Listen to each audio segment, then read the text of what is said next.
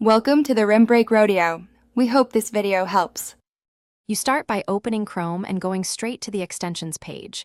This is where removal happens. Click the three-dot menu, choose More Tools, then Extensions. Once there, scan the list to identify the extension by name and icon. This avoids removing the wrong one. Make sure developer mode is on if you need the extension ID or deeper info, but you can remove most add-ons without it. Doing this first lets you act quickly and with confidence.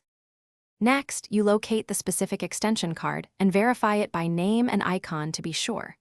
Click Remove on that card, then confirm in the pop-up. This deletes the extension and its local data. If the Remove button is missing, use the toggle to disable it temporarily, then investigate why it's locked.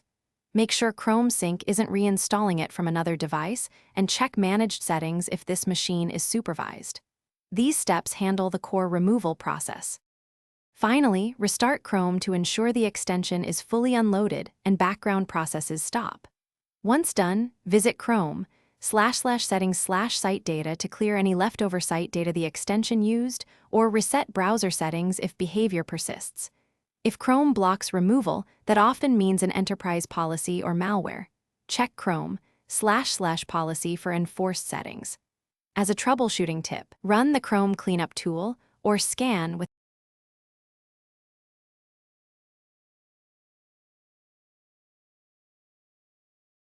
Thanks for watching.